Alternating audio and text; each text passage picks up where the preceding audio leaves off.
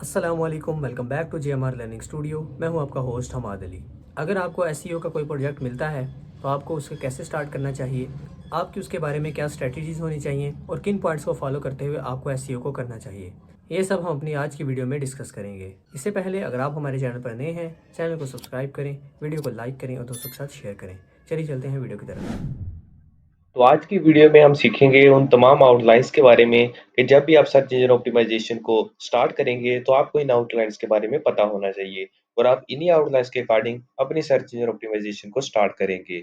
सबसे पहले आ जाता है अंडरस्टैंडिंग ऑफ बिजनेस, यानी जब भी कोई भी क्लाइंट आपके पास आता है कि उसे अपने बिजनेस की सर्च इंजन ऑप्टिमाइजेशन करवानी होती है, अपना बिजनेस रैंक करवाना होता है या अपनी वेबसाइट रैंक करवानी होती है, तो सबसे पहले आपके लिए ज़रूरी है कि आप उसके बिज़नेस को कंप्लीटली अंडरस्टैंड करें।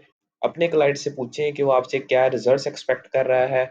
उसके अलावा वो बिज़नेस टाइप क्या है, आपको इस बिज़नेस को रैंक करने के लिए किन-किन स्ट्रैटेजीज़ की ज़रूरत पड़ेगी। ये तमाम चीज़ें आपने अपनी सर्च इंजन ऑप्टिमाइज़ेशन को स्टार्ट करने से पहले ही अपने माइंड में सोचकर किसी भी ब्लैंक पेज पर एक चेकलिस्ट के तौर पर नोट कर लेनी है। क्योंकि जब तक आपको बिज़नेस के बारे में पता नहीं चलेगा, आप उसकी बेहतरीन तरीके से सर्च इंजन ऑप्टिमाइजेशन नहीं कर पाएँगे। तो बिज़नेस को अंडरस्टैंड करने के बाद सेकंड नंबर पर हमारे पास आ जाता है कि करंट वेबसाइट परफॉर्मेंस एनालिसिस, कि जब भी आप किसी भी बिज़नेस या वेबसाइट की सर्च इंजन ऑप्टिमाइजेशन को स्टार्ट करेंगे, तो आपने जो उसकी इनिशियल परफॉर्मेंस होगी, यानी मौजूदा वक़्त में जो उसकी परफॉर्मेंस होगी, आपने उसका एनालिसिस करना है और उसे नोट डाउन कर लेना है। यानी मिसाल के तौर पर किसी वेबसाइट पर, क्लाइंट की वेबसाइट पर जो मौजूदा ट्रैफ़िक है, वो अबाउट 200 है और आप सर्च इंजन ऑप्टिमाइज़ेशन करने के बाद उसे 2000 कर देते हैं, तो आपके पास क्या प्रूफ़ होगा कि आपने अपनी मेहनत से सर्च इंजन ऑप्टिमाइज़ेशन करके उस बिज़नेस को या वेबसाइट की ट्रैफ़िक को इंक्रीज़ किया है।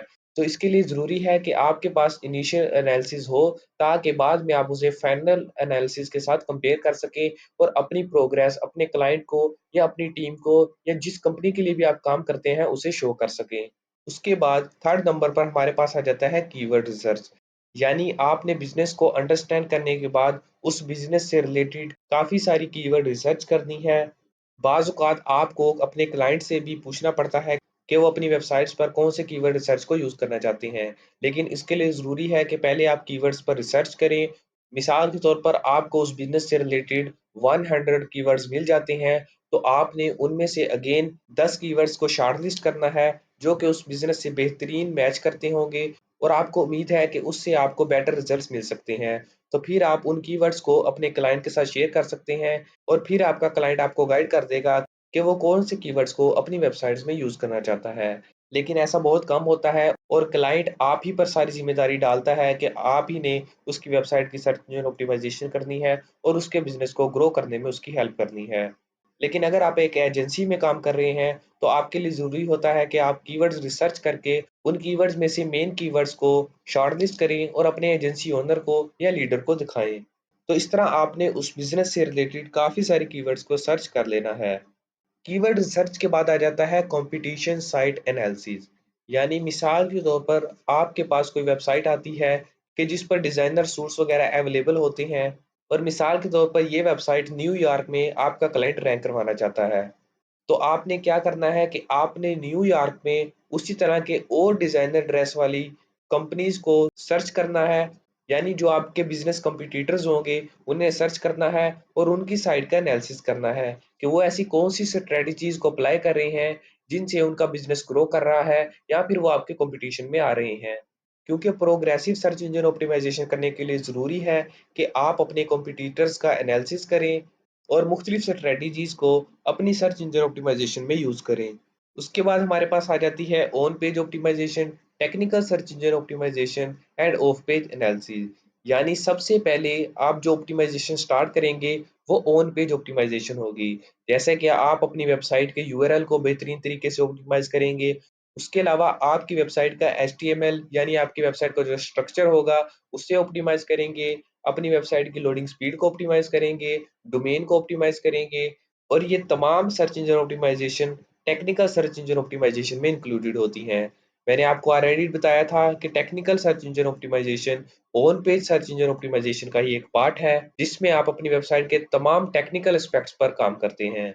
ऑन पेज ऑप्टिमाइजेशन और टेक्निकल सर्च इंजन ऑप्टिमाइजेशन के बाद आप off page search engine optimisation start करेंगे। यानी आप अपनी वेबसाइट के बैकलिंक्स बनाएंगे, उसे मुख्तलिफ सोशल मीडिया प्लेटफॉर्म पर शेयर करेंगे ताकि आपकी वेबसाइट पर मैक्सिमम ट्रैफिक आए और अल्टीमेटली आपका या आपके क्लाइंट का बिजनेस ग्रो हो। उसके बाद लास्ट पर आ जाता है maintain the position by data analysis, कि आपने वक्त के साथ साथ डाटा एनालिसिस करते रहना है और उसी के अकॉर्डिंग अपनी वेबसाइट को ऑप्टिमाइज करना है ताकि जो आपकी पोजीशन है सर्च इंजन रिजल्ट्स पेज में वो मेंटेन रहे। मिसाल के तौर पर अगर आपकी वेबसाइट फर्स्ट नंबर पर रैंक कर जाती है और क्योंकि आपके कॉम्पिटिटर्स बहुत ज़्यादा हैं, बहुत ज़्यादा search engine optimisation specialist continuously मेहनत करते हैं कि उनकी वेबसाइट रैंक हो, तो इसके लिए ज़रूरी है कि आप भी हर वक़्त डाटा एनालिसिस करते हुए अपनी वेबसाइट्स को ऑप्टिमाइज़ करते रहें ताकि आपकी वेबसाइट की जो पोज़ीशन है सर्च इंजन रिजल्ट्स पर वो मेंटेन रहे।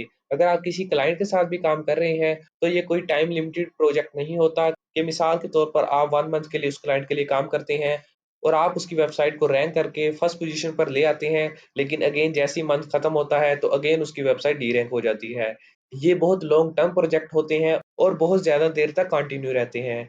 आपको अपने क्लाइंट को बताना होगा कि अगर उसकी वेबसाइट फर्स्ट नंबर पर रैंक कर गई है, तो इसे उस पोज़ीशन पर मेंटेन रखने के लिए डाटा एनालिसिस बहुत ज़रूरी है ताकि उसकी वेबसाइट लॉन्ग टर्म तक रैंक होती रहे और उसका बिज़नेस ग्रो करता रहे।